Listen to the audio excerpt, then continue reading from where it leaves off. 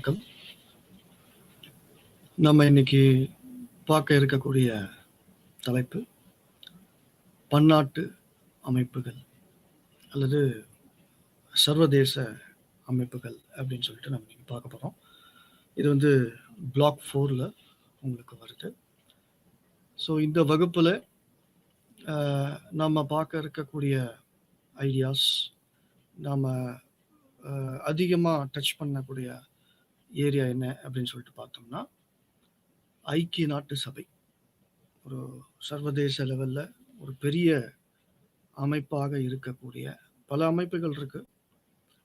அதில் வந்து இப்போ ஒரு சிறந்த அமைப்பாக செயல்படக்கூடிய அல்லது உலகத்தில் இருக்கக்கூடிய பெருவாரியான நாடுகள் உறுப்பினர்களாக இருக்கக்கூடிய ஒரு அமைப்பு, அது ஒரே அமைப்பு ஐக்கிய நாட்டு சபை, யுனைடெட் நேஷன்ஸ் ஆர்கனைசேஷன் அப்படின்னு சொல்லுவாங்க.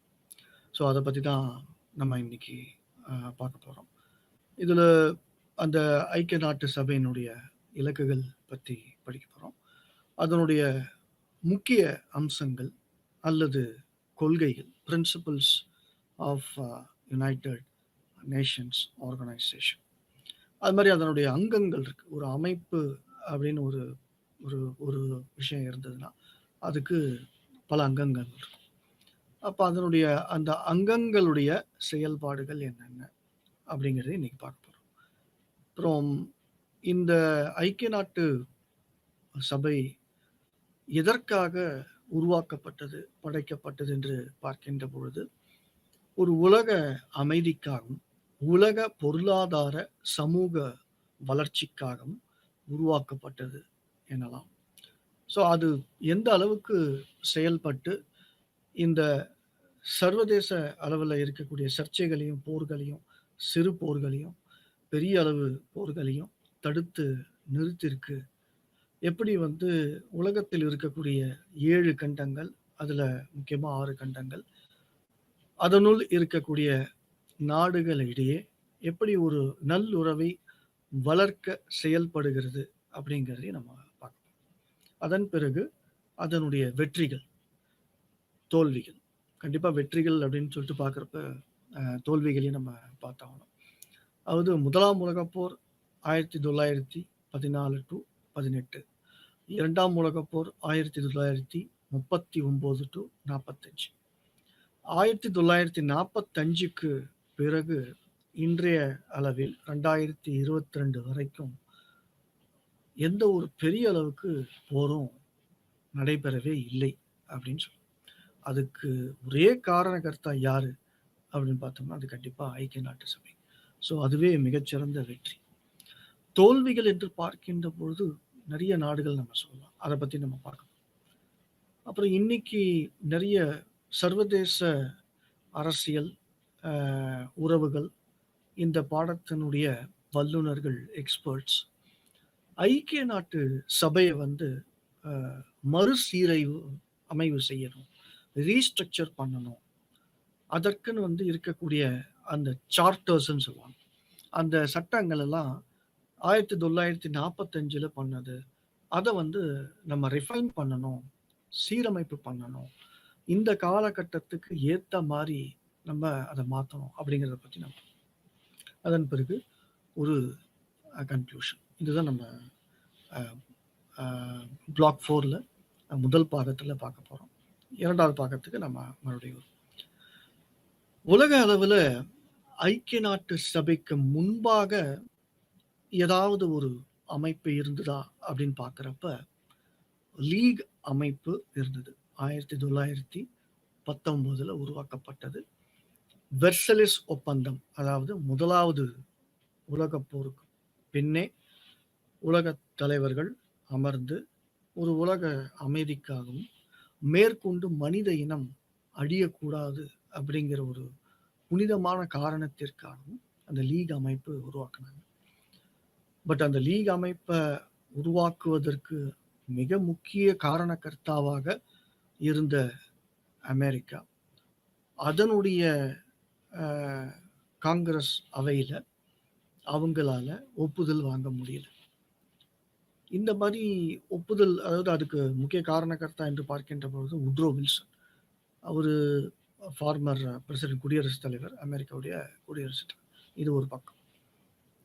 ஆனாலும் அதன் பிறகு அ அந்த லீக் அமைப்பு ஒரு 2, 3 நாடுகளின் அ அ சட்ட மீறுதலின் மூலமாக தோல்வி அடைஞ்சது அப்படின்னு சொல்லலாம்.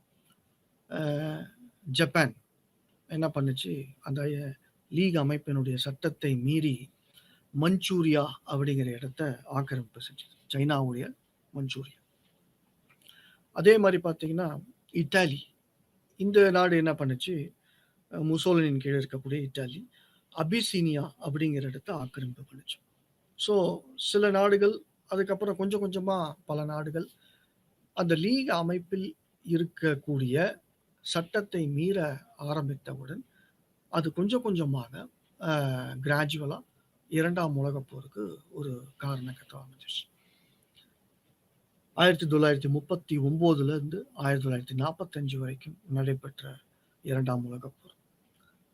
அதிக சீரழிவு, அதிக மக்கள் தொகையினுடைய இறப்பு, குழந்தைகளுடைய இறப்பு, பல நாடுகளுடைய பொருளாதார நிலை அடிமட்டத்துக்கு சென்ற ஒரு மோசமான சூழ்நிலை. எங்கு நோக்கிலும் நோய், எங்கு நோக்கிலும் சிதறி கிடந்த மனித உடல்கள், பார்ப்பதற்கு பல்வேறுபட்ட அரசாங்கம் மற்றும் பல்வேறுபட்ட நாடுகளுடைய தலைவர்களுடைய மனதில் கலக்கத்தை உண்டாக்கின.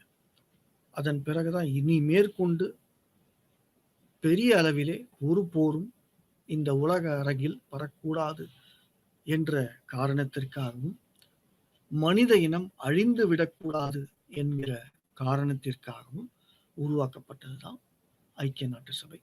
San Francisco conference 1945. இதனுடைய ஃபவுண்டிங் மெம்பரா இந்தியாவும் பார்ட்டிசிபேட் பண்ணுது. இப்போ ஐக்கிய நாட்டு சபையில மொத்தம் 193 நாடுகள் இருக்கின்றன. கடைசியாக சேர்ந்த நாடு சவுத் சூடான் அப்படின்னு சொல்லி, ஆப்பிரிக்கால இருந்து சவுத் சூடான் சேர்ந்திருக்கு. ஸோ மிக முக்கியமான கொள்கைகள் என்று இதுதான் வந்து ஒரு ஷார்ட் இன்ட்ரோடக்ஷன் ஐக்கிய நாட்டு சபை. முக்கியமான கொள்கைகள் என்று பார்க்கின்ற பொழுது பன்னாட்டு அமைதி, பன்னாட்டு பாதுகாப்பு. ஸோ அந்த ஐக்கிய நாட்டு சபையினுடைய இப்போ ஒவ்வொரு நாட்டுக்கும் ஒரு அரசியல் சாசன சட்டம் இருக்கும். அந்த அரசியல் சாசன சட்டத்தை செயல்படுத்துவதற்கென்று ஒரு அரசாங்கம் உண்டு. ஆனால் ஐக்கிய நாட்டு சபைக்கென்று சட்டங்கள் இருக்கின்றன. Charters of United Nations Organization அப்படின்னு சொல்லுவாங்க. அந்த சார்ட்டர்ஸ் பார்த்தீங்க அப்படின்னாக்கா ஓரளவுக்கு தான் அதை இம்ப்ளிமெண்ட் பண்ண முடியுது. ஏன்னா இப்போ அமெரிக்காவுக்கு ஒரு அரசாங்கம் இருக்கு, அரசியல் சாசன சட்டம் இருக்கு. இந்தியாவுக்கு அரசாங்கம் இருக்கு, அரசியல் சாசன சட்டம் இருக்கு. சைனாவுக்கு அரசாங்கம் இருக்கு, அரசியல் சாசன சட்டம் இருக்கு. ஆனால் ஐக்கிய நாட்டு சபை அது வந்து ஒரு கூடுதல். அதுல பார்த்தீங்க அப்படின்னாக்கா சட்டங்கள் இருக்கின்றன.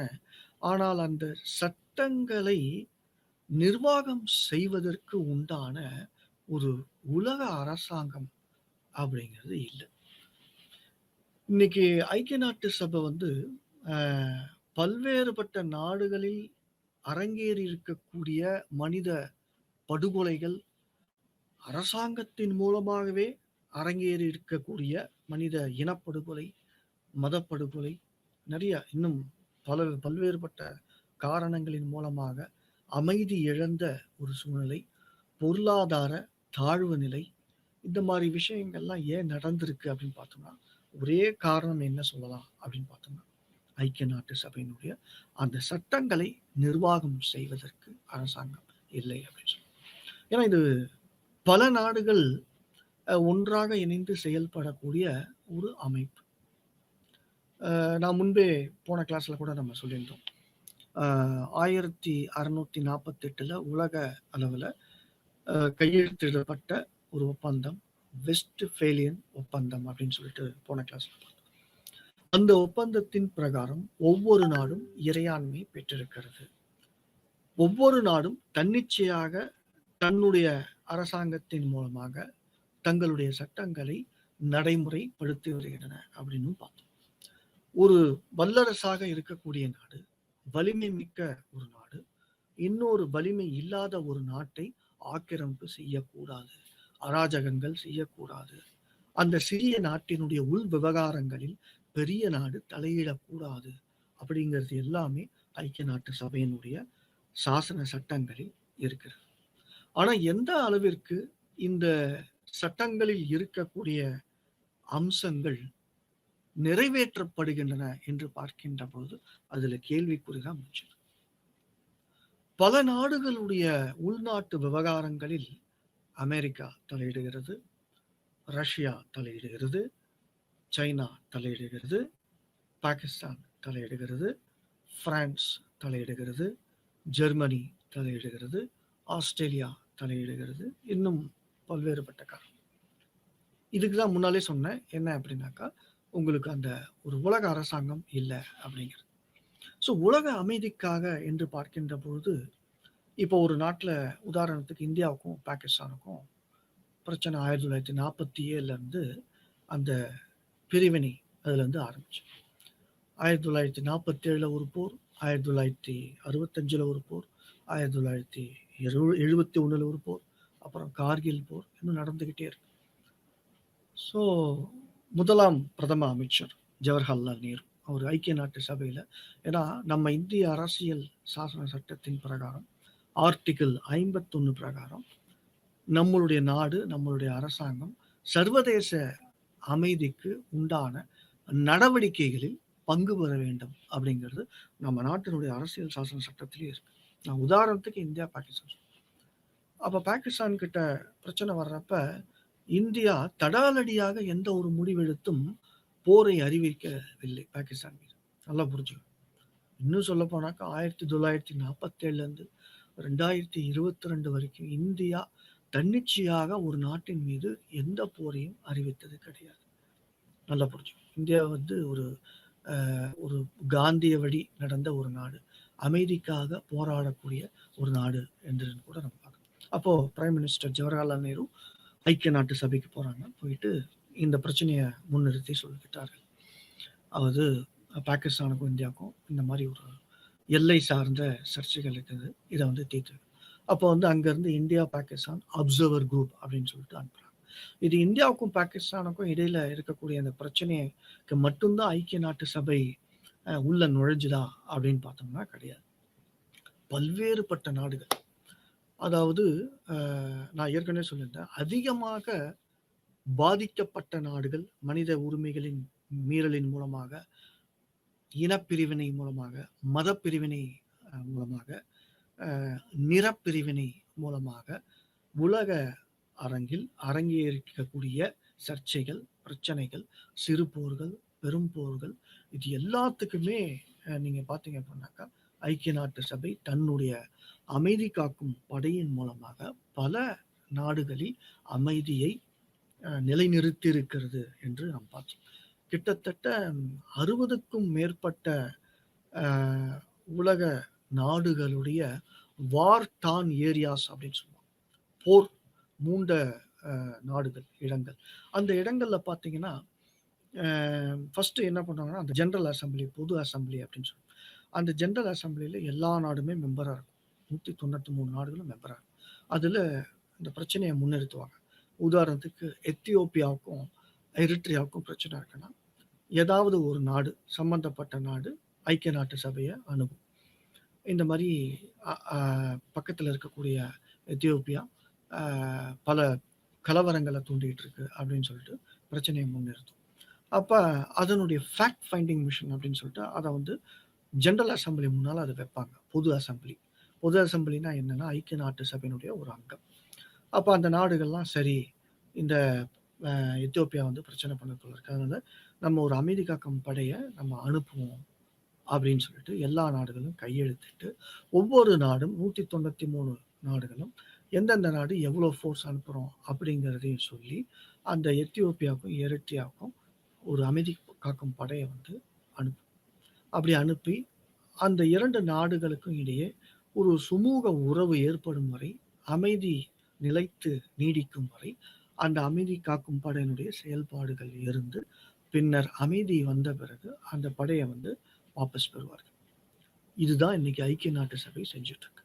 ருவாண்டால நடந்திருக்கு, உகாண்டால நடந்திருக்கு, யுகோஸ்லோவியால நடந்திருக்கு. அது மாரி இஸ்ரேல், பாலஸ்தீன்ல நடந்திருக்கு. நமீபியால நடந்திருக்கு. எத்தியோப்பியா, எரிட்ரியால நடந்திருக்கு. மேலும் பல்வேறுபட்ட நாடுகள், சவுத் அமெரிக்கன் கண்ட்ரிஸ், கிழக்கு அமெரிக்க நாடுகள், இந்த மாதிரி பல்வேறுபட்ட நாடுகள்ல தன்னுடைய அமைதி காக்கும் படையை அனுப்புவித்து அமைதியை நிலைநாட்டி இருக்கிறது அப்படின்னு சொல்லி நான் ஏற்கனவே சொல்லியிருந்தது போல, ஐக்கிய நாட்டு சபை அப்படிங்கிற ஒரு சர்வதேச அமைப்பு இல்லை என்றால், இந்நேரம் மனித இனம் அல்லது உலகம் அழிந்திருக்கும் என்று கூட சொல்லலாம். இன்றைய காலகட்டத்துல கிட்டத்தட்ட 9லிருந்து 10 நாடுகள், அமெரிக்கா உட்பட, இந்தியா உட்பட, பாகிஸ்தான் உட்பட, நார்த் கொரியா உட்பட, சைனா உட்பட, ரஷ்யா உட்பட, பிரிட்டன் உட்பட நியூக்ளியர் நாடுகள் என்று நியூக்ளியர் பாம்ஸ் வந்து வச்சிருக்காங்க. இன்றைக்கு இருக்கக்கூடிய அந்த அட்டாமிக் பாம், அணு ஆயுதங்களின் மூலமாக 300க்கும் மேற்பட்ட தடவைகள், மோர் தேன் 300 டைம்ஸ் இந்த உலகத்தை சுட்டு பொசுக்கி மனித இனம் இருந்ததற்கான அடையாளமே இல்லாமல் செய்துவிட முடியும் அப்படிங்கிறது நிதர்சனமான ஒரு உண்மையாக இருந்து வருகிறது.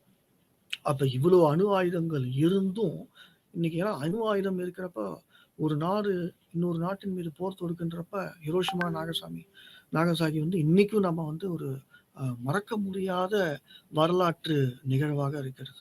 இன்னமும் வந்து ஜப்பான்ல வந்து அந்த இடத்துல வந்து புல்லு பூண்டு கூட முளையல.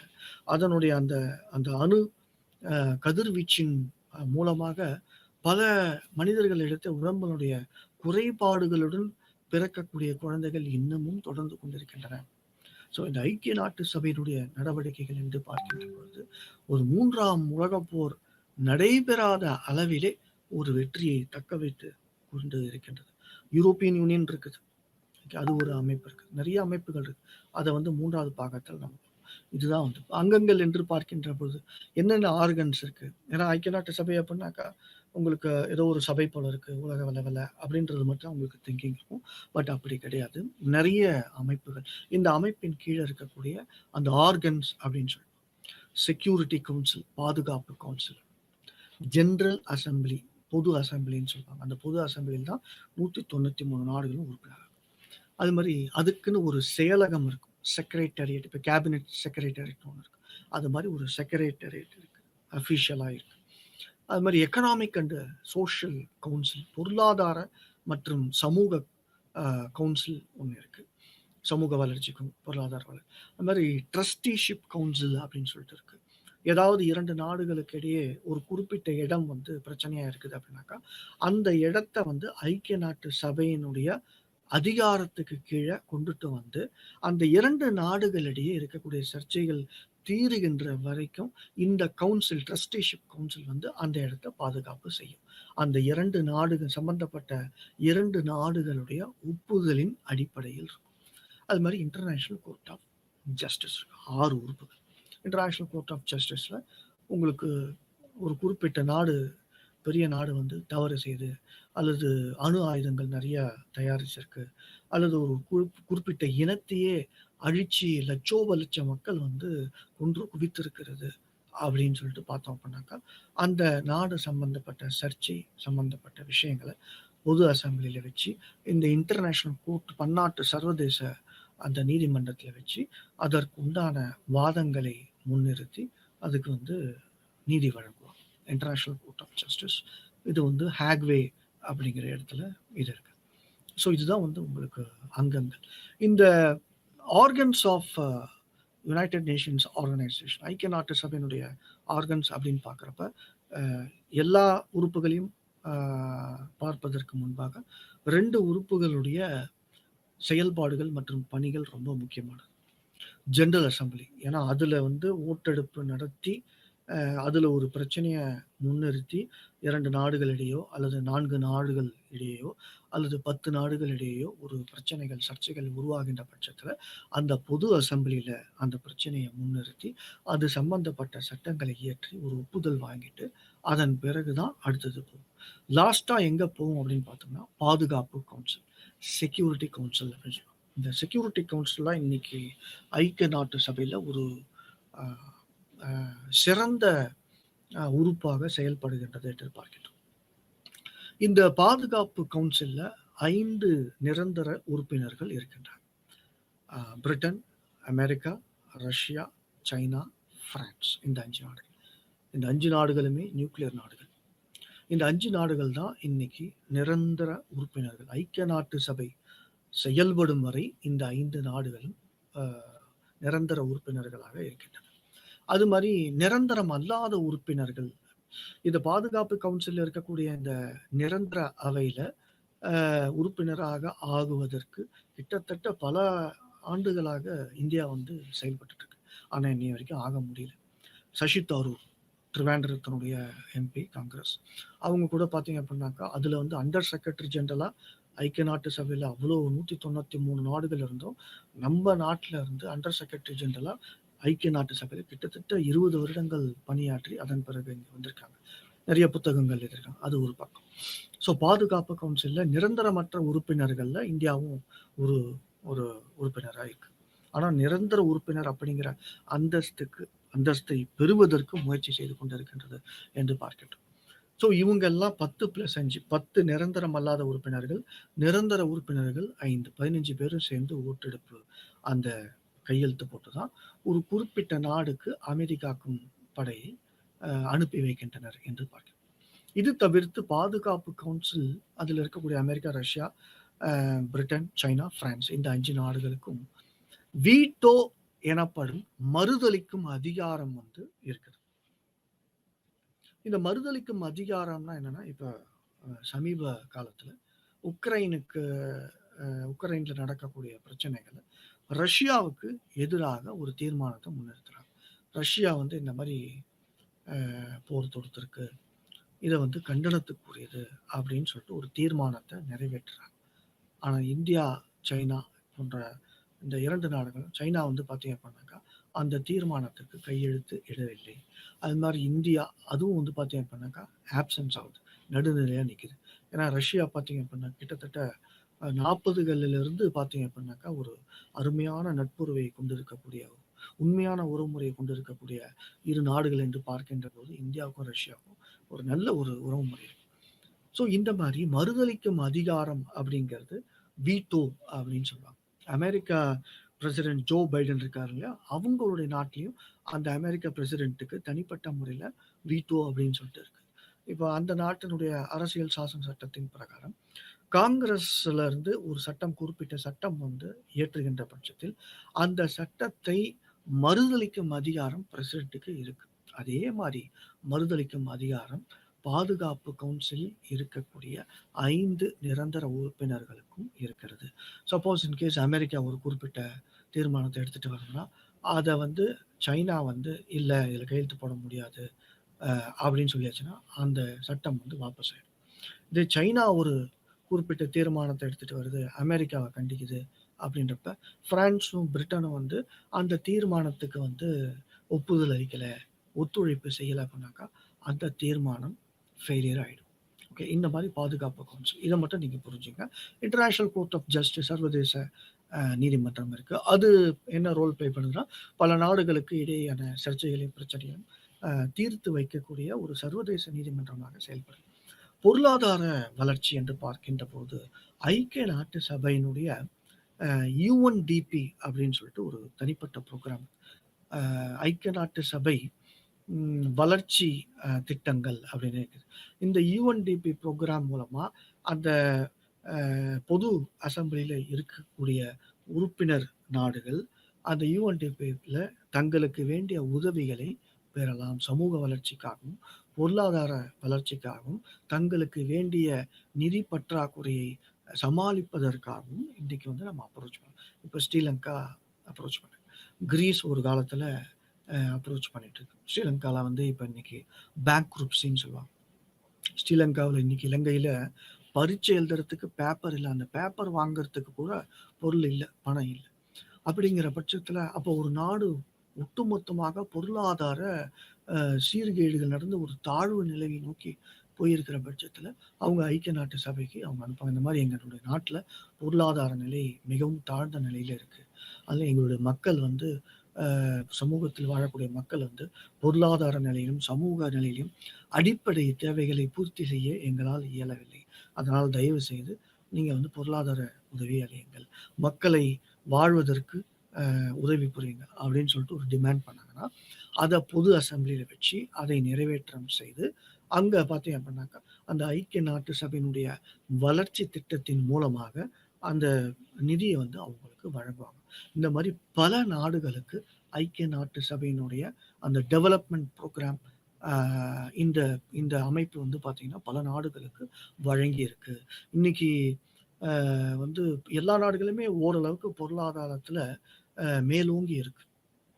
அப்படி கீழ்த்தங்கி இருக்கக்கூடிய நாடுகள் காப்பாத்தி விடுறதுக்கு ஒரு ஒரு ஒரு ஒரு சக்தி மிக்க கரமாக ஐக்கிய நாட்டு சபையினுடைய யுஎன் டெவலப்மென்ட் புரோகிராம் இருக்கு அப்படின்னு சொன்னாக்கா அது மிகையாகாது. தோல்விகளும் நிறைய இருக்கு. அதாவது வெற்றிகள் என்று பார்க்கின்ற பொழுது ருவாண்டா, உகாண்டா, யுகோஸ்லோவியா இந்த மாரி பல நாடுகளில் அரங்கேறி இருக்கக்கூடிய இன படுகொலைகளை இது வந்து அதாவது மனித படுகொலை சேதங்கள மேற்கொண்டு ஆகாதவாறு தடுத்து நிறுத்தி இருக்கிறது ஐக்கிய நாட்டு சபை எனலாம். பல நாடுகள்ல.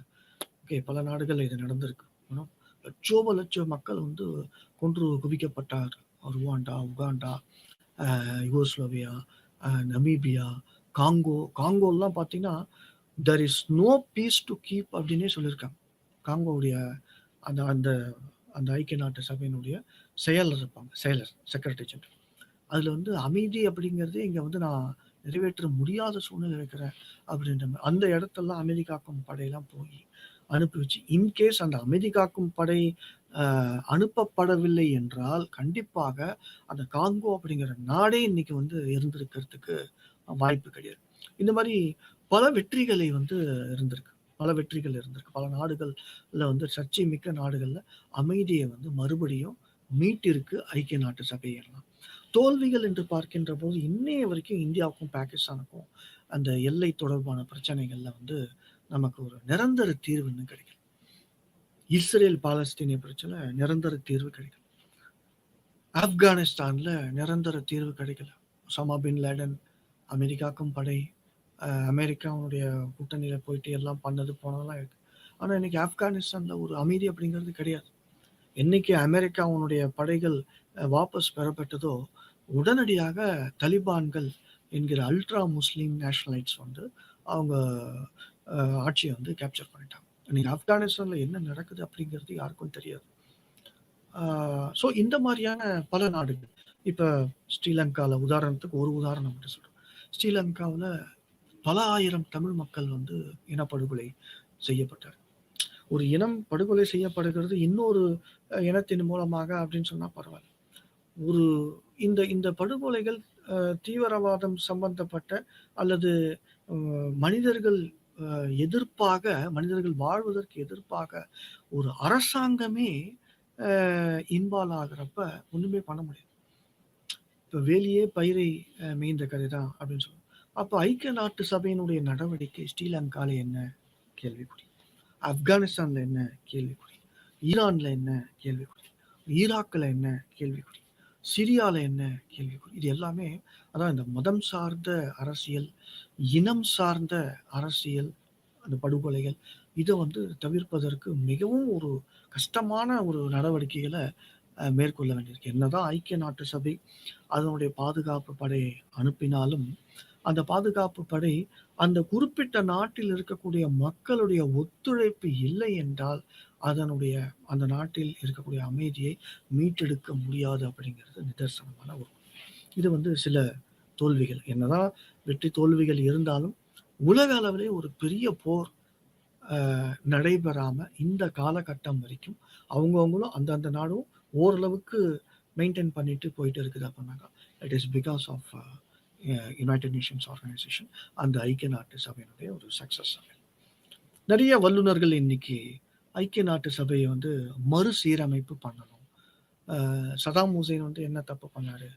இப்போ அமெரிக்கன் மூலமாக இனிஷியேட் செய்யப்பட்ட அந்த சதாம் ஹுசேனுக்கு எதிரான வழக்கில் அவரை பார்த்தீங்க அப்படின்னாக்கா தூக்கிலிடப்பட்டு கொல்லப்படுகின்றார். இந்த மாதிரி பல நாட்டினுடைய அதிபர்கள் வந்து கொல்லப்பட்டிருக்காங்க அப்படிங்கிறது தான் உண்மை. இதில் அமெரிக்காவுடைய ஆதிக்கம் வந்து அதிகமாக இருக்கு அப்படின்னு ஒரு சாரார் சொல்றாங்க. இன்னொரு பக்கம் பார்த்தீங்கன்னா, பாதுகாப்பு கவுன்சில்ல இருக்கக்கூடிய நிரந்தர உறுப்பினர்களுடைய ஆதிக்கமும் அதிகமா இருக்கு. ஒரு குறிப்பிட்ட நாட்டுல வந்து மிகப்பெரிய சர்ச்சைகள் எழும்பொழுது, பல மனிதர்கள் கொல்லப்படுகின்ற பொழுது, பல மனிதர்களுக்கு அடிப்படை உரிமைகள் அரசாங்கத்தின் மூலமாகவே மறுக்கப்படுகின்ற பொழுது, ஐக்கிய நாட்டினுடைய சபை, அந்த சபையினுடைய செயல்பாடுகள் ஒன்றுமே இல்லாமல் இருக்கின்ற பட்சத்தில் என்ன செய்வது? அதனால இந்த ஐக்கிய நாட்டு சபையை வந்து மறுசீரமைப்பு பண்ணணும். அதனுடைய அரசியல் சாசன சட்டங்களை, சார்ட்டர்ஸை வந்து மாத்தி அமைக்கணும். இப்ப அமெரிக்கா பார்த்தீங்கன்னா, 30 விழுக்காடு ஐக்கிய நாட்டு சபையினுடைய செயல்பாடுகளை நிறைவேற்றுவதற்கு நிதி யாரு குடுக்குறாங்கன்னா, அமெரிக்கா தான் குடுக்குது. அப்ப அமெரிக்கா என்ன சொல்லுதோ, அத தான் கேட்கக்கூடிய நிலையில் ஐக்கிய நாட்டு சபை இருக்கு. இந்த நிலை மாற வேண்டும். எந்த ஒரு நாடும் ஆதிக்கம் செலுத்த இது வந்து ஒரு உலக அமைப்பு, சர்வதேச அமைப்பு. அனைத்து நாடுகளும் பங்கு பெற்றிருக்கக்கூடிய உறுப்பினர்களாக இருக்கக்கூடிய ஒரு மாபெரும் அமைப்பு. இந்த அமைப்புல சில நாடுகள் மட்டும், இன்னும் நிறைய இருக்கு. அதுல CTBT, comprehensive test ban treaty அப்படின்றது ஒண்ணு கொண்டு வந்தாங்க. இதுல எல்லா நாடும் கையெழுத்து போடணும். அது பிரகாரம் என்னன்னா, அணு ஆயுதங்கள் ஏற்கனவே வைத்திருக்கக்கூடிய நாடுகள் மட்டும்தான் அந்த அணு ஆயுதங்களை, அல்லது நிரந்தர உறுப்பினர்களாக இருக்கக்கூடிய Britain, America, Russia, China, France, இந்த 5 நாடுகளை தவிர்த்து மற்ற எந்த நாடுகளும் அணு ஆயுதங்களை பரிசோதனை செய்யக்கூடாது. அந்த அணு ஆயுதங்கள் வச்சிருந்தாலும் அதை வந்து இல்லாமல் செய்துவிட வேண்டும் அப்படின்னு சிடிபிடி அப்படின்ட்டு ஒரு ட்ரீட் இந்தியா வந்து கையெழுத்து போட சொன்னாங்க, அமெரிக்காவுடைய வற்புறுத்தலின் அடிப்படையில். ஆனா இந்தியா வந்து கையெழுத்திடவில்லை இன்றைய வரைக்கும். ஏன் அப்படின்னாக்கா, ஒன்று அணு ஆயுதங்கள் இல்லாத உலகமா நீ இதை மாத்து. நீங்க நிரந்தர பாதுகாப்பு கவுன்சிலில் இருக்கக்கூடிய நிரந்தர உறுப்பினர்கள் மட்டுமே நீங்க மட்டும் வச்சிருந்தீங்கன்னா, எங்க பாதுகாப்பு கேள்விக்குறியாக இருக்கின்றது. அதனால எல்லாமே இதுல கையெழுத்து போட வேணும். ஒரு அணு ஆயுதங்கள் எந்த நாட்டிலுமே இருக்கக்கூடாது அப்படிங்கிறது எல்லா நாடுகளும் நீங்க கையெழுத்து போடுகின்ற பட்சத்தில் நாங்களும் கையெழுத்திடுகிறோம் அப்படின்னு சொல்லி. இதெல்லாம் வந்து மாற்றப்பட வேண்டிய சட்டங்கள், மாற்றப்பட வேண்டிய ஒரு சூழ்நிலை இருக்கிறது அப்படின்னு சொல்லிட்டு கண்டிப்பாக மாற்றப்பட வேண்டும்.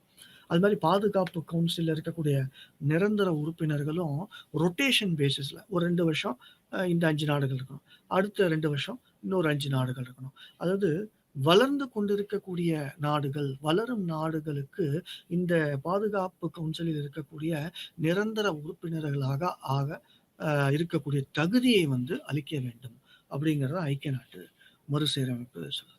ஸோ முடிவுரை என்று பார்க்கின்ற பொழுது நான் ஏற்கனவே கூறியிருந்தது போல, ஐக்கிய நாட்டு சபை அப்படிங்கிற ஒரு சபை இல்லை என்றால் கண்டிப்பாக உங்களுக்கு வந்து ஒரு 3ஆம் உலகப் போர் வந்து தவிர்க்க முடியாததாக ஆயிருக்கும் அப்படின்னு சொல்லி. ஸோ 2வது பாகத்தில் பார்த்தீங்கன்னா, இந்த இதில் பன்னாட்டு அமைப்புகள், இந்த கொள்கைகள் இதெல்லாம் நம்ம ஏற்கனவே நம்ம பார்த்துட்டோம்.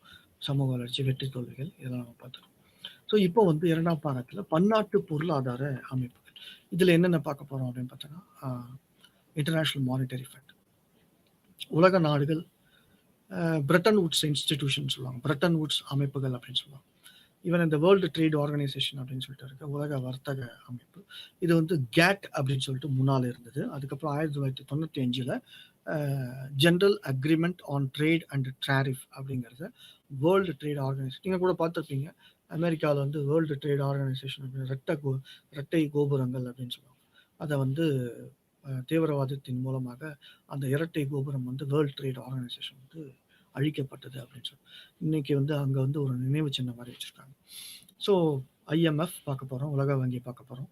வேர்ல்ட் ட்ரேட் ஆர்கனைசேஷன் பார்க்க போறோம். ஐரோப்பா யூனியன் பார்க்க போறோம். அந்த மாரி அ இந்தியாவும் பன்னாட்டு பொருளாதார அமைப்புகள் அப்படின்னு பார்க்க போறோம். இந்த மேற்கூறிய இந்த பிரெட்டன் வூட்ஸ் இன்ஸ்டிடியூஷன்ஸ். அது மாரி உலக பொருளாதார சீர்கேடுகள் 2008ல நான் ஏற்கனவே சொல்லியிருந்தது போல அமெரிக்காவுல 13 பேங்க்க வந்து குளோஸ் பண்ணாங்க. இந்தியாவுல எந்த பேங்க்கும் குளோஸ் பண்ணல. அமெரிக்கா வல்லரசு நாடு. அங்கேயே வந்து 13 பேங்க் குளோஸ் பண்ணாங்க. ஆனா இந்தியாவுல வந்து ஒரு வளர்ந்து கொண்டிருக்கக்கூடிய நாடு. அப்படிப்பட்ட நாட்டுல எல்லா அமைப்புகளுமே பொருளாதார நிறுவனங்களும், அமைப்புகளும் எதுவுமே ஸ்தம்பிச்சு நிக்கல. அதுவே வந்து இந்தியாவுடைய வெற்றியை சுட்டிக்காட்டுகிறது அப்படின்னு சொல்லலாம். அதுலருந்து இதுதான் நம்ம பார்க்கணும். So world bank, IMF international monetary fund இன்னைக்கு பார்த்தீங்கன்னா, இன்டர்நேஷனல் மானிட்டரி ஃபண்ட்ல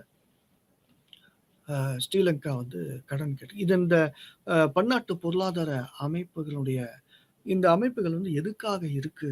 அதனுடைய தேவைகள் என்ன அப்படின்னு பார்க்குறப்ப, ஒரு குறிப்பிட்ட நாடு உதாரணத்துக்கு கிரீஸ் எடுத்துக்கலாம். கொஞ்சம் ஒரு 15, 20 வருஷத்துக்கு இப்பயும் அப்படிதான் இருக்கு. கிரீஸ்ல பார்த்தீங்கன்னா, அ சுத்தமா பொருளாதாரம் டவுன். பண மதிப்பு மிகவும் குறைந்து விட்டது. மக்கள் உணவின்றி தவிக்கின்றார்கள். அடிப்படை தேவைகள் பூர்த்தி செய்யப்படல. அரசாங்கம் கையேந்திர நிலையில இருக்கு. என்ன பண்றது? எல்லா நாட்டிலயும் கேட்கறாங்க. யூரோப்பியன் யூனியன் எல்லா இடத்துலயும் கேட்கறாங்க. அப்போ இந்த மாரி ஒரு நாடு பொருளாதார அளவிலும் தன்னுடைய மக்களை பாதுகாப்பதற்கு தங்களிடம் போதுமான அந்த பொருளாதார வசதிகள் இல்லாத பட்சத்திலே, இந்த மாரி அமைப்புகள் வேர்ல்டு பேங்க் அல்லது international bank for reconstruction and development, international monetary fund, அதுக்கப்புறம் வேர்ல்டு ட்ரேட் ஆர்கனைசேஷன் இந்த மாரியான அமைப்புகள் ஒரு குறிப்பிட்ட நாடுக்கு கடன் உதவி செய்வதற்கு தயாராக இருக்கிறது. கிரீஸ்ல ஒரு காலத்துல சுத்தமா போச்சு. அப்ப இந்த அமைப்பு இன்டர்நேஷனல் மானிட்டரி ஃபண்ட், உலக வங்கி இவங்க மூலமா கடன் உதவி பெற்று ஓரளவுக்கு இன்னைக்கு ஒரு ஒரு சீரமைப்பா ஒரு நல்ல வளர்ச்சியின் பாதையில இருந்து வருது. ஆனா என்னன்னா, இந்த மாரி இப்ப நம்ம ஒண்ணும் இல்ல. உதாரணத்துக்கு நம்ம ஊர்ல பேங்க் கிட்ட போய் நம்ம எஜுகேஷன் ஃபர்தரா படிக்கணும் அப்படின்னாக்கா, நம்ம போய் நமக்கு பொருளாதார வசதி இல்லன்னா, நம்ம கடன் கேட்கிறோம். அதுக்கப்புறம் நம்ம பொருளாதார வசதி ஓரளவுக்கு வந்த பிறகு அந்த கடன் அடைக்கிறோம். அது மாரி தான் நம்ம உள்ளூர்ல லோக்கல்ல இருக்கிற ஒரு பேங்க் மாரி தான். இந்தியன் பேங்க் ஆகட்டும், ஐசிஐசிஐ பேங்க் ஆகட்டும், ஏதாவது ஒரு பேங்க் மாரி உலக அளவுல ஒரு நாடு பாதிக்கின்ற பொழுது, அவங்க வந்து தங்களை மேம்படுத்திக் கொள்வதற்காக, தங்களை தங்களுடைய கஷ்டங்களை நிவர்த்தி செய்து கொள்வதற்காக உதவக்கூடிய ஒரு உலக அமைப்புகளாக ஐஎம்எஃப், உலக வங்கி. இப்ப ரீசென்ட்டா சைனாவுல ஏஐஐபி அப்படின்னு சொல்லிட்டு ஒரு பேங்க் ஸ்டார்ட் பண்ணிருக்காங்க. Asian infrastructure investment bank. இது சைனாவுல ஆரம்பிக்கப்பட்டிருந்தாலும், பல மேற்கு ஐரோப்பா நாடுகள் இதுல உறுப்பினர்களா இருக்கு. நல்லா கவனிச்சுக்கணும். சைனா வந்து எல்லாரும் திட்டுறாங்க. கம்யூனிச நாடு அப்படின்னு சொல்லிட்டு எல்லாருமே திட்டிட்டு இருக்காங்க. ஆனா அந்த சைனாவால் ஆரம்பிக்கப்பட்ட ஏசியன் இன்ஃப்ராஸ்ட்ரக்சர் இன்வெஸ்ட்மென்ட் பேங்க்ல அதுல உறுப்பினர்களா பல மேற்கு ஐரோப்பிய நாடுகள், அமெரிக்க நாடுகளும் அதுல வந்து சேர்ந்திருக்குது அப்படின்னு சொல்றது எவ்வளவு பெரிய விஷயமா இருக்கு. ஸோ இதுதான் வந்து அது மாதிரி வேர்ல்டு ட்ரேட் ஆர்கனைசேஷன், உலக வர்த்தக ஸ்தாபனம் எதுக்கு இருக்கு அப்படின்னு சொல்லிட்டு பார்த்தோம்னா, உலகத்தில் பல்வேறுபட்ட நாடுகள் எல்லாத்துலயும் ஒவ்வொரு நாட்டுக்கும் ஒவ்வொரு குறிப்பிட்ட இயற்கை வளங்கள் இருக்கும். அப்ப அந்த வளங்களின் மூலமாக ஒரு முன்னால வந்து பார்ட்டர் சிஸ்டம் அப்படின்னு சொல்லுவாங்க. அது பண்டமாற்று முறை அப்படின்னு சொல்லுவாங்க. அந்த மாரி இப்ப இந்தியாவுல வந்து சீரகம், ஆ ஆ மிளகு இதெல்லாம் வந்து நெறைய விளையிற பட்சத்தில, ஸ்ரீலங்கால காஃபி, டீ பிளான்டேஷன் நெறைய இருக்கும். அது மாரி இந்தியாவுல ஜூட் நெறைய இருக்கும். பாகிஸ்தான்ல வெங்காயம், உருளைக்கிழங்கு நெறைய இருக்கும். இன்னும் பல நாடுகள்ல பார்த்தீங்கன்னா, அவங்கவங்களுக்கு தனியா இருக்கும். ஸோ இந்த ஒவ்வொரு நாட்டிலும் இருக்கக்கூடிய இயற்கை வளங்கள பல நாடுகளுக்கு இடையே ஒரு ஒரு மாற்று முறையை சீர்படுத்தி கொண்டு போவதற்காக தான் இந்த உலக வர்த்தக அமைப்பு இருக்கு அப்படிங்கிறத பார்க்கணும். அம் இப்ப பாகிஸ்தான்ல வந்து உருளைக்கிழங்கு நெறையா விளையுது. அப்ப அந்த நாட்டிலேருந்து இந்தியாவுக்கு இறக்குமதி பண்றப்ப, கூடுமான வரைக்கும் அந்த டாரிஃப்ஸ் வந்து வரி விதிப்பு அப்படிங்கிறது ஒரு குறைவுபடுத்தணும். இந்த நாட்டில இருந்து இந்த நாட்டுக்கு போணுச்சு அப்படின்னாக்கா எவ்வளோ வரி? அ அமெரிக்காவுல இருந்து இந்தியாவுக்கு வரணும்னா, இல்ல ரஷ்யாவுல இருந்து இந்தியாவுக்கு வரணும். இந்த மாரியான ஒரு பொருளாதார மேம்படுத்துதல் அல்லது உலக நாடுகள் எல்லாமும் பெற்று எல்லா நாடுகளும் ஒரு சிறப்பான வளர்ச்சியை நோக்கி அ வீறுநடை போடுவதற்கு உண்டான ஒரு அமைப்பாக இந்த உலக அரசமைப்பு ஆரம்பிக்கப்பட்டிருக்கிறது. இதுக்கு கிரிட்டிசிசமும் இருக்கு. ஏன்னா இந்த வேர்ல்டு ட்ரேட் ஆர்கனைசேஷன கண்ட்ரோல் பண்றது யாரு அப்படின்னு சொல்லிட்டு பார்த்தோம்னா, அமெரிக்கா தான் கண்ட்ரோல் பண்ணுது அப்படின்னு கூட ஒரு கிரிட்டிசிசம் இருக்கு. ம். அ அது என்ன அப்படின்னு பார்த்தோம்னா, ஒரு 15, 20 வருஷத்துக்கு முன்னால இந்தியாவில் விளையக்கூடிய பாசுமதி அரிசி இருக்கு இல்லையா? பிரியாணிக்கு பாசுமதி. அந்த அரிசி, அதுக்கப்புறம் இந்தியால விளையக்கூடிய மஞ்சள் இதுக்கெல்லாம் பேட்டன்ட் வந்து அமெரிக்கா வாங்கி வச்சிருக்கு. இந்தியா வந்து ஒரு காலத்துல இந்த பாசுமதி அரிசியெல்லாம் அமெரிக்காவிலருந்து எடுத்துட்டு போயிருச்சு. மஞ்சள் வந்து எங்க நாட்டுல விளைஞ்சது, அத எடுத்துட்டு போயிருச்சு. அதனால இந்தியாவில் விளையக்கூடிய பாசுமதி அரிசி ஆகட்டும், அல்லது மஞ்சள் ஆகட்டும், அதற்கு உண்டான அந்த உற்பத்திக்கு உண்டான ஒரு பார்ட் பேமெண்ட் வந்து பெனிஃபிட் வர்றப்ப, அவுட்கம் வர்றப்ப, அது எங்களுக்கு விளைச்சலின் விளைபயனாக எங்களுக்கு ஒரு அமௌண்ட் குடுக்கணும் அப்படின்னு சொல்லிட்டு வேர்ல்ட் கோர்ட்ல கேஸ் ஃபைல் பண்ணிட்டாங்க. இந்த மாரி ஒரு நாட்டு மீது தான் கேஸ் ஃபைல் பண்ணுச்சா அப்படின்னு சொல்லிட்டு பார்க்குறப்ப, பல நாடுகளில் இருக்கக்கூடிய வளங்கள், எண்ணெய் வளங்கள் அதிகமாக இருக்கக்கூடிய நாடுகள், அந்த நாடுகள் மீதையும் வந்து இது எங்க பொருள் அப்படின்னு பேட்டர்ன் போட்டு, அதுல இருக்கக்கூடிய வளங்கள்லாம் வந்து எங்கள சாரும் அப்படின்ட்டு கேஸ் ஃபைல் பண்ணப்பட்டிருக்கு. பேட்டன்ட் அப்படின்னாக்கா ஒண்ணும் இல்ல. ஒரு குறிப்பிட்ட பொருள் தங்களது நான் தயாரிச்சேன் அப்படின்னாக்கா, அந்த பொருள் எந்த இடத்துல விளைஞ்சாலும் எனக்கு ஒரு பார்ட் பேமெண்ட் எனக்கு வரணும். சரியா? எனக்கு அந்த விளைபயன்லேருந்து ஒரு பார்ட் வந்து ஒரு பொருளாதார பயன் எனக்கு வரணும். அந்த மாரி அமெரிக்கா வந்து பண்ண ஆரம்பிச்சுட்டாங்க. அந்த வேர்ல்டு உலக வர்த்தக அமைப்பு தான் இதுக்கு காரணம் அப்படின்ட்டு நெறைய அமைப்புகளுக்கு தெரிய வருது. அதனால தான் அந்த உலக வர்த்தக அமைப்ப தீவிரவாத குழு ஒன்று இல்லாமல் அதை தகர்த்தது அப்படின்னு.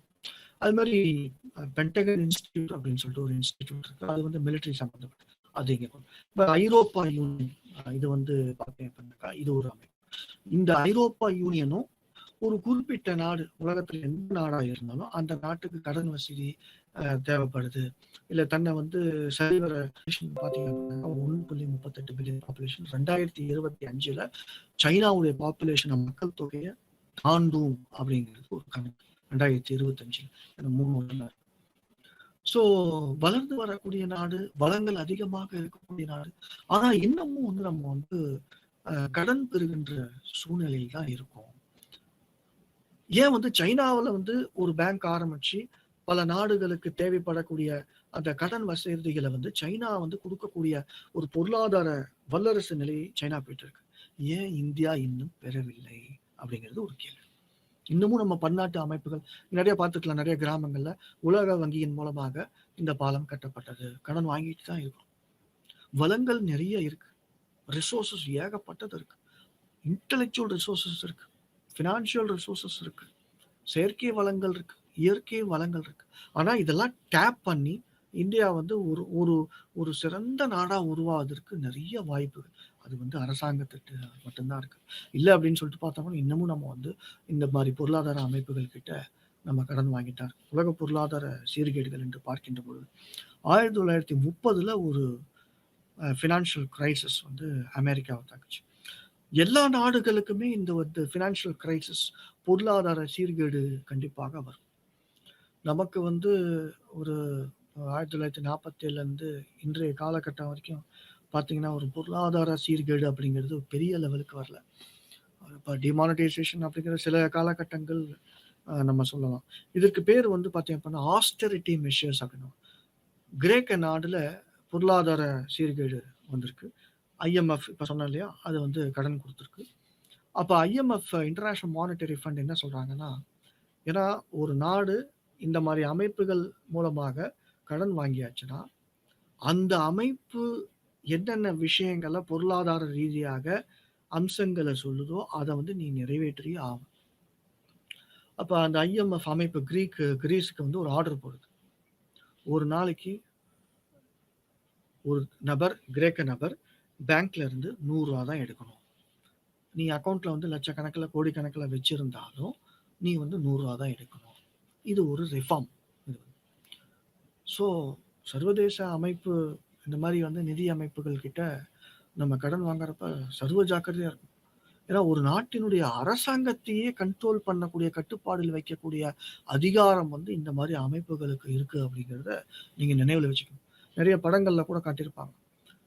பணத்த வாங்கிட்டு பணம் குடுக்கலன்னா, வீட வந்து ஜப்தி பண்றது, எல்லா பொருட்களையும் எடுத்து வித்து, நம்ம வந்து பார்த்தோம் அப்டின்னாக்கா, அந்த கடன வந்து பேங்க்குக்கு அனுப்பிச்சுட்டு, பல குடும்பங்கள் வந்து நடுத்தெருவுல நிக்கக்கூடிய அந்த மாரி பல நாடுகள் வந்து இன்னைக்கு ஸ்ரீலங்கா வந்து ஆல்மோஸ்ட் வந்து தெருவுக்கு வந்துருச்சு அப்படின்னு கூட சொல்லலாம்.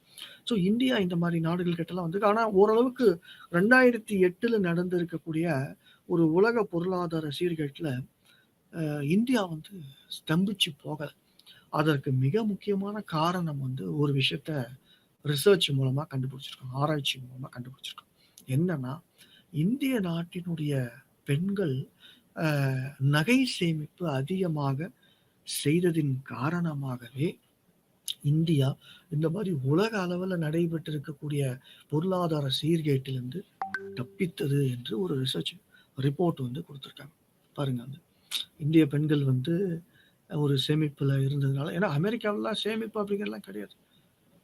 பணத்த செலவழிக்கிறதும், சேமிப்புங்கிறதே ஒரு விஷயம் கிடையாது. ஆனா இந்திய மக்கள் இதுல பொறுத்தவரைக்கும் ஒரு பாசிட்டிவான விஷயம் அப்படின்னு சொல்லலாம்.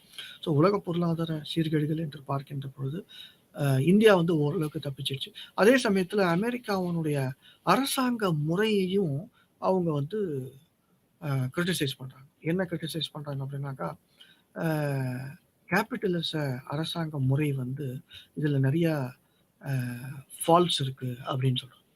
அந்த டைம்ல 2008ல ஃப்ரண்ட் லைன் அ இபிடபிள்யூ அப்படிங்கிற ஆங்கில பத்திரிகைகளின் வாயிலாக இந்த அ கேபிட்டலிச கொள்கையை எடுத்துட்டு, கம்யூனிச கொள்கை, கம்யூனிச அரசாங்க முறையை நம்ம கொண்டு வருவதன் மூலமாக, இந்த மாரி உலக அளவுல ஒரு பொருளாதார பாதிப்பை நம்ம வந்து அ ஏற்படுவத வந்து தவிர்க்கலாம் அப்படிங்கிறத நம்ம சொன்னாங்க. அது ஆனா எந்த அளவுக்கு அது நிறைவேற்றுவாங்க அப்படிங்கிறது ஃபியூச்சர் ஜெனரேஷன் தான் பார்க்கணும்.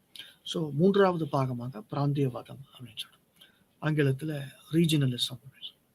நம்ம இப்ப போன இதில பார்த்தது பார்த்தீங்கன்னா, சர்வதேச அமைப்பு, பன்னாட்டு அமைப்பு, ஐக்கிய நாட்டு சபை, யூரோப்பியன் யூனியன், உலக வங்கி, international monetary fund, world trade organisation இந்த மாரி ஒரு உலக லெவல்ல இருக்கக்கூடிய அமைப்புகள் பார்த்தோம். பிராந்தியவாதம் அப்படிங்கிறது ஒரு குறிப்பிட்ட கண்டம். சரியா? அந்த கண்டத்தில் இருக்கக்கூடிய நாடுகள், அந்த கண்டத்தினுடைய ஒரு திசையிலே இருக்கக்கூடிய நாடுகள் அல்லது அருகாமையில் இருக்கக்கூடிய நாடுகள் என்ன பண்ணும்னா, எல்லாத்துக்குமே நம்ம வந்து உலக வங்கியையும், ஐக்கிய நாட்டு சபையையும் நம்ம நாட வேண்டியதா இருக்கு. இதுல டைம் ப்ராசஸ் நேர விரயம் அதிகமா இருக்கு. உடனடியாக நம்ம எல்லா பிரச்சனைகளும் பொருளாதாரம் சம்பந்தப்பட்ட பிரச்சனை, அ ஒரு கலாச்சாரம் சம்பந்தப்பட்ட பிரச்சனை, இனம் சம்பந்தப்பட்ட பிரச்சனை, அ அதுக்கப்புறம் சமூக வளர்ச்சி சம்பந்தப்பட்ட பிரச்சனை, ராணுவ வளர்ச்சி சம்பந்தப்பட்ட விஷயங்கள். இது எல்லாத்தையுமே நம்மள நாமே வந்து நம்ம சமாளிச்சுக்கிட்டா என்ன? அப்படின்னு சொல்லிட்டு உருவானது தான் ரீஜினலிசம் அல்லது பிராந்தியவாதம். அதற்கு ஒரு மிகச்சிறந்த உதாரணம், யூரோப்பியன் யூனியன் ஒரு பக்கம் 27 நாடுகள் இருக்கு. சார்க் அமைப்பு அப்படின்னு சொல்லிட்டு நீங்க கேள்விப்பட்டிருப்பீங்க. South Asian association for region கிழக்கு ஆசிய அமைப்பு அப்படின்னு சொல்லி. ஒரு அருமையான அமைப்பு. 1985ல கடைசியா ஆப்கானிஸ்தான் கூட சேர்ந்தது. இந்த அமைப்புல இருக்கக்கூடிய 7 அல்லது 8 நாடுகள் பாகிஸ்தான், இந்தியா, ஆப்கானிஸ்தான், நேபாள், பூட்டான், அது மாரி வந்து மால்தீவ்ஸ் இந்த மாரி ஒரு 8 நாடுகள் இருக்கக்கூடிய இந்த அமைப்பு இன்றைக்கு நன்றாக உருவாகியிருக்க வேண்டியது. அதாவது நேபாளுக்கு என்ன வேணும்? நேபாளுக்கு வேண்டியத நேபாள விளையக்கூடியத இந்தியாவுக்கு எடுத்துட்டு வர்றத அதனுடைய டாக்ஸ் கம்மி பண்றது. அது மாரி இந்தியாவுல நெறைய விளையக்கூடியது நேபாளுக்கு, இந்தியாவுல நெறைய விளையக்கூடியத வந்து ஸ்ரீலங்காவுக்கு அனுப்புறது. ஸ்ரீலங்கால நெறைய விளைய இருக்கக்கூடியத இந்தியாவுக்கு அனுப்புறது. இந்த 2 நாடுகளுக்கு இடையே இருக்கக்கூடிய அந்த வர்த்தக வரியை வந்து குறைத்து எல்லா நாடுகளில் அனைத்து நாடுகளிலும் இருக்கக்கூடிய வளங்களை எல்லா நாடுகளும் உபயோகப்படுத்தி, அந்த ஒட்டுமொத்த பிராந்தியத்தில் இருக்கக்கூடிய நாட்டினுடைய ஒரு முழு வளர்ச்சியை வந்து எட்டக்கூடியது தான் இந்த பிராந்தியவாதம் அப்படின்னு சொல்லி. ஐக்கிய நாட்டு சபை அப்படிங்கிறது ஒரு உலக அமைப்பு. இந்த பிராந்தியவாதத்துக்கு கண்டங்களின் வாயிலாக என்று பார்க்கின்ற போது ஐரோப்பா யூனியன் ஒரு மிகச்சிறந்த வெற்றியை அடைந்தது எனலாம். யூரோ, டாலரை தாண்டி யூரோ அப்படிங்கிற அந்த கரன்சியினுடைய மதிப்பு வந்து அதிகமாக இருந்தது அப்படிங்கிறத பல கட்டுரைகளின் வாயிலாக நம்ம படித்தோம். 27 நாடுகள், அது ரீசெண்டாக பிரிட்டன் வந்து வெளியே வந்துருச்சு. அதுதான் வந்து அவங்களுக்கு பிரெக்சிட் அப்படின்னு சொல்லுவாங்க. ஸோ இந்த நாடுகள்லாம் என்ன பண்ணுச்சுன்னா, தங்களுக்கு இடையேயான பொருளாதார தடைகளை வந்து நீக்கிச்சு அப்படின்னு சொல்லுவாங்க. நாடுகளுக்கு இடையே ஒரு நாட்டில், நான் இப்போ சொன்னேன் இல்லையா, எந்தெந்த நாட்டில் என்னென்ன வழியோ அதை வந்து பொருளாதார ஒரு பண்டமாற்ற முறையில் கொண்டுட்டு வருது. அதே மாதிரி அந்த குறிப்பிட்ட யூரோப்பியன் யூனியனில் யூரோ அப்படிங்கிற சேம் காயின், இப்போ இந்தியாவுக்கு வேற ரூபி, பாகிஸ்தானுக்கு வேற ரூபி, பங்களாதேஷுக்கு வேற பணம் கரன்சி முறை வேற, இப்போ நேபாளுக்கு வேற, இந்த மாதிரி ஒவ்வொரு நாட்டுக்கும் வெவ்வேறு கரன்சி இருக்கும். ஆனால் இந்த பிராந்தியவாதத்தின் மூலமாக பெறக்கூடியது என்ன அப்படின்றது பார்க்கின்ற போது, ஒரு குறிப்பிட்ட பிராந்தியத்தில் இருக்கக்கூடிய அத்தனை நாடுகளும் ஒரே கரன்சியை வச்சுட்டு அதன் மூலமா வளர்ச்சி அடையக்கூடியது யூரோ சக்சஸ், பெரிய சக்சஸ். ஆனா இதுல பிரிட்டன் வந்து வெளியே வந்துருச்சுக்கு என்ன காரணம்னா, இந்த பிராந்திய அமைப்பின் மூலமாக எங்களுக்கு ஒன்றும் பெரிய அளவுல வளர்ச்சி இல்லை, மாறாக வீழ்ச்சி தான் இருக்கு. எங்களின் மூலமாக, அதாவது பிரிட்டனின் மூலமாக மற்ற நாடுகளுக்கு உடைய வளர்ச்சிக்கு வந்து அது துணை புரிஞ்சுது. எங்களுக்கு அந்த பெரிய அளவுக்கு வளர்ச்சி இல்லை, அதனால நாங்க தனித்தே இயங்குறோம் அப்படின்னு சொல்லிட்டு Britain existed from that union. அதுதான் பிரெக்சிட் அப்படின்னு சொல்லுவோம். அது ஒரு வீழ்ச்சி தான், ஐரோப்பா யூனியனுக்கு ஒரு மிகப்பெரிய வீழ்ச்சி தான். ஆனா இருந்தாலும் இந்த மாதிரி பிராந்திய அமைப்புகள், இப்ப யூரோப்ல ஒரு பிராந்திய அமைப்பு, நார்த் அமெரிக்கால, வட அமெரிக்கால ஒரு பிராந்திய அமைப்பு, ஆர்கனைசேஷன் ஆஃப் அமெரிக்கன் ஸ்டேட்ஸ். அது மாதிரி ஆப்பிரிக்கால organisation of African unity, Asian Pacific economic cooperation, international Islamic conference அப்படின்னு சொல்லுவாங்க, ஐஐசி அப்படின்னு சொல்லுவாங்க. அது மாதிரி ஒபக் அப்படின்னு சொல்லிட்டு இருக்கு, SEATO south east Asian treaty organisation, CENTO அப்படின்ட்டு ஒரு ஆர்கனைசேஷன் இருக்கு, நேட்டோ அமைப்பு அப்படின்னு சொன்னீங்க ரீசெண்டாக, நார்த் அட்லாண்டிக் ட்ரீட்டி ஆர்கனைசேஷன், இது வந்து அமெரிக்காவை தலைமையாக கொண்டு இருக்கு, வார்சா அப்படின்னு சொல்லிட்டு அது இது எல்லாமே பிராந்திய அமைப்பு அப்படின்னு சொல்லிட்டு பார்க்கணும். இந்த பிராந்திய அமைப்பு உருவாக காரணங்கள் என்ன அப்படின்னாக்கா, ஒரு குறிப்பிட்ட இடத்துல அங்காங்கே இருக்கக்கூடிய கண்டங்களில் இருக்கக்கூடிய 7 அல்லது 8 நாடுகள், 10 நாடுகள், 15 நாடுகள் ஒரு அமைப்பை உண்டாக்கி தங்களுடைய பொருளாதாரத்தையும், தங்களுடைய இராணுவத்தையும், தங்களுடைய சமூகத்தையும், தங்களுடைய கலாச்சாரத்தையும் ஒன்றிணைத்து எல்லா நாடுகளும் ஒன்றா சேர்ந்து ஒரு ஒரு ஒரு மேல் நோக்கிய வளர்ச்சி அடைவதுதான் இந்த பிராந்திய வாதத்தின் நோக்கம். அப்போ ஒவ்வொரு பிராந்தியத்தின் அமைப்பும் வெற்றி பெறுகின்ற பட்சத்தில் இந்த உலக நாடுகளில் இருக்கக்கூடிய 195 நாடுகளையும் இந்த பிராந்தியங்களுடைய வளர்ச்சி அப்படிங்கிறது ஒரு உலக வளர்ச்சியாக பாவிக்கப்படுகிறது என்று பார்க்கின்றோம். இதுதான் பிராந்திய வளர்ச்சியுடைய ஒரு டார்கெட் வந்து. இது நல்ல ஒரு தாட், இது வந்து பாருங்க நல்ல ஒரு ஐடியா. பட் சார்க்கு இந்த நம்ம இதுக்கு வருவோம், தெற்காசிய அமைப்பு, இந்த ஒரு அமைப்பு ஏன் வந்து சரியா வரல? நேம்னு ஒரு அமைப்பு வச்சு, அதுவும் ஒரு பிராந்திய அமைப்பு தான். அணிசேரா இயக்க கொள்கை, அணிசேரா இயக்க கொள்கை நேரு, டிட்டோ, நேசர் இந்த 3 பேரால் ஆரம்பிக்கப்பட்ட அணிசேரா இயக்கம் மட்டும் அந்த 1940 இறுதி காலகட்டத்திலையும் 50 இறுதி காலகட்டத்திலையும் இல்லை அப்படின்னாக்கா கண்டிப்பா ஒரு 3ஆம் உலகப்போர் உருவாயிருக்கும். இதுதான் பிராந்தியவாத அமைப்புகளுடைய வெற்றி எனலாம் நம்ம கண்டிப்பா சொல்லலாம். சார்க் வந்து கிட்டத்தட்ட இந்த தெற்காசிய அமைப்பு ஒரு வீழ்ச்சியை நோக்கி போயிட்டு இருக்கு அப்படின்னு கூட எல்லாருமே சொல்றாங்க. இதற்கு வந்து முக்கிய காரணியாக என்று பார்க்கின்ற பொழுது இந்தியாவுக்கும் பாகிஸ்தானுக்கும் இடையில இருக்கக்கூடிய ஒரு வலிமையற்ற உறவு அப்படின்னு கூட ஒரு கசப்பான உறவு இன்னமும் போயிட்டு தான் இருக்கு. இந்த 2 நாடுகளும் இந்தியாவும் பிரதர்ஸ், ஆக்சுவலி சகோதரர்கள், எல்லாம் ஒன்னா இருந்தது தானே. இப்ப இந்த 2 நாடுகளுடைய உறவுகள் மட்டும் ஒரு ஒரு ஒரு மேல் நோக்கிய நிலையில, ஒரு வளர்ச்சி அடைந்த நிலையில இருக்கும் பட்சத்தில் இந்த ஒட்டுமொத்த சார்க் அமைப்பு யூரோப்பியன் யூனியனை விட ஒரு பெரிய அளவு சாதனையை பெற்றிருக்கக்கூடிய பிராந்திய அமைப்பாக இருப்பதற்கு வாய்ப்பு இருந்திருக்கு. ஆனா என்ன பண்றது, இந்தியாவுக்கும் பாகிஸ்தானுக்கும் பார்டர் டிஸ்பியூட் இருக்கு. இந்தியாவுக்கும் பங்களாதேஷுக்கும் எல்லை சம்பந்தப்பட்ட சர்ச்சைகள் இருக்கு. இந்தியாவுக்கும் நேபாளுக்கும் பிரச்சனைகள் இருக்கு. இந்தியாவுக்கும் ஆப்கானிஸ்தானுக்கும் பிரச்சனை இருக்கு. இந்தியாவுக்கும் ஸ்ரீலங்காவுக்கும் எல்லை தொடர்பான பிரச்சனை இருக்கு. இந்த எல்லை தொடர்பான பிரச்சனைகள்லாம் இல்லாம ஒரு வளர்ச்சி பெற்றிருக்கக்கூடிய அமைப்பாக இருக்கின்ற பட்சத்தில் இந்த சார்க் அமைப்பு யூரோப்பியன் யூனியனும் கண்டிப்பா ஒரு பீட் பண்ணியிருக்கக்கூடிய. ஸோ இதுதான் பிராந்தியவாதம் பற்றி உங்களுக்கு தெரிஞ்சிருக்கக்கூடிய. ஸோ உலக பார்வை என்று பார்க்கின்ற பொழுது உலக அமைப்பு இருக்கு. இன்னைக்கு இந்த உலக அமைப்புல ஒரு மறு சீரமைவு கண்டிப்பாக வேண்டும் என்று பார்க்கின்றோம். நிறைய அமைப்பு இப்போ கூட பார்த்தீங்க அப்படின்னாக்கா உங்களுக்கு ஆஸ்திரேலியா, அமெரிக்கா இவங்கெல்லாம் சேர்ந்து ஜப்பான் போன்ற நாடுகள்லாம் சேர்ந்து ஒரு குவாட் அமைப்பு எல்லாமே இந்தியா கூட அதில் இருக்குது குவாட் அமைப்பு அப்படின்னு சொல்லிட்டு. இந்த குவாட் அமைப்பு பார்த்தீங்க அப்படின்னாக்கா ஏஷியாவில் வேற ஒரு சீனாவின் மூலமாக வர இருக்கக்கூடிய பாதிப்பு வந்து அதை எப்படி நம்ம வந்து தவிர்க்கலாம் அப்படிங்கிறதுக்காக குவாட் அமைப்பு உருவாக்கப்பட்டிருக்கு. இந்த மாதிரி பல பிராந்திய அமைப்பு உருவாயிருக்கு. சர்வதேச அமைப்பு அப்படிங்கிறது ஒன்று இருந்தாலும் இந்த மாதிரி பிராந்திய அமைப்புகள் உங்களுடைய வளர்ச்சி அதனுடைய வெற்றிகள் உலக அமைப்பு ஐக்கிய நாட்டு சபையினுடைய வேலையை வந்து குறைக்கிறது அப்படின்னு நம்ம சொல்லலாம். பிராந்திய அமைப்புகள் வந்து கண்டிப்பாக தேவை அப்படின்னு சொல்லுவோம். ஸோ இதுதான் உங்களுக்கு அபவுட் ரீஜனலிசம் அப்படின்னு சொல்லிட்டு. ஸோ இது வரைக்கும் நம்ம பார்த்துருக்கக்கூடியது என்ன பண்ணாக்கா ஐக்கிய நாட்டு சபையினுடைய ஃபங்க்ஷன்ஸ் பார்த்தோம். அதனுடைய கொள்கைகள், பாதுகாப்பு போன்ற விஷயங்கள் நம்ம பார்த்தோம்.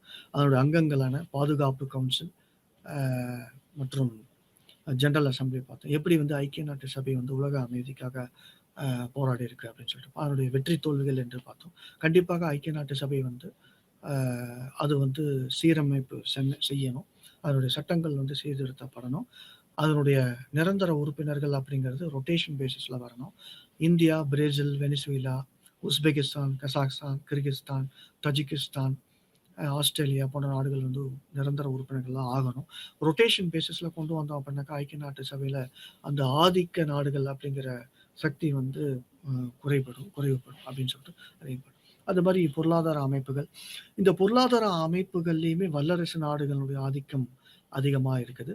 இதுவும் பார்த்தீங்க அப்படின்னாக்கா இது எப்படி தவிர்க்கப்படலாம் என்று பார்க்கின்ற பொழுது இந்த வளர்ந்து வரக்கூடிய நாடுகள் வளர்ச்சி அடைந்த நாடுகளாக ஆகின்ற பட்சத்தில் America, Britain, Russia, China, France இந்த மாதிரியுடைய நாடுகளுடைய ரோலை India, Pakistan, Sri Lanka, Canada, Japan, Australia போன்ற நாடுகளும் இந்த அமெரிக்காவுடைய ரோலை ப்ளே பண்ணியாச்சு அப்படின்னாக்கா ஒரு ஈக்குவலாக ஒரு சமமான ஒரு பங்கேற்பாக இருக்கும் அப்படின்னு சொல்லிட்டு பார்க்குறோம்.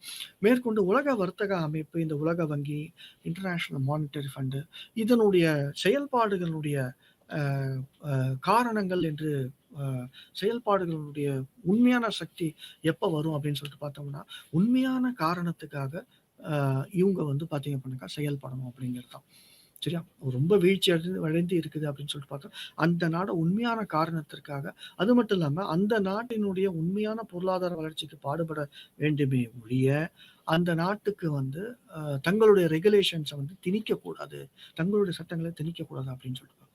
ஸோ பிராந்தியவாதம் உலக அமைப்புகள்ல ஐக்கிய நாட்டு சபையினுடைய வேலையை வந்து இது குறைக்கும் விதமாக இருக்குது. இந்த மாதிரி ஒவ்வொரு பிராந்தியம் 10 அல்லது 15 பிராந்தியங்கள் இருக்கின்ற பட்சத்தில் எல்லா பிராந்தியத்தினுடைய வளர்ச்சியும் ஒட்டுமொத்தமாக ஒரு உலக வளர்ச்சியாக மாறக்கூடிய வாய்ப்பாக இருக்கிறது என்று பார்த்தோம். ஸோ இதுதான் இந்த பிளாக்ல நம்ம பார்த்துருக்கிறது. எல்லா நாடுகளுமே எல்லா வளமும் பெற வேண்டும். எல்லா வளத்தையும் எல்லா நாடுகளும் பெற்றிருக்கிறது. அந்த வளங்களை உண்மையான நோக்கத்தோடு அதை செயல்படுத்துவதற்கு யார்கிட்ட அதனுடைய ரோல் இருக்கு, பங்கு யார்கிட்ட இருக்கு, அந்த ஒவ்வொரு நாட்டினுடைய உண்மையான அரசாங்கத்துக்கிட்ட தான் இருக்கு. அந்த மாதிரி ஒவ்வொரு நாட்டினுடைய அரசாங்கம் உண்மையாக இருக்கின்ற பட்சத்தில் இந்த உலக அரசாங்கம் அப்படின்றது ஒன்று உருவாக்கப்பட வேண்டும். உருவாக்கப்பட்டு அதை செயல்படுத்துகின்ற பொழுது இந்த உலகம் 2025 அல்லது 30களிலோ அல்லது 40களிலோ ஒரு சிறந்த வளர்ச்சியை பெறும் அப்படிங்கிறது ஒரு நிதர்சனமான உண்மையாக நான் சொல்கிறேன். ஸோ இதுதான் உங்களுக்கு மிக முக்கியமான விஷயங்களா நீங்க பார்க்கணும். படங்கள நீங்க படிங்க. நன்றி. வணக்கம்.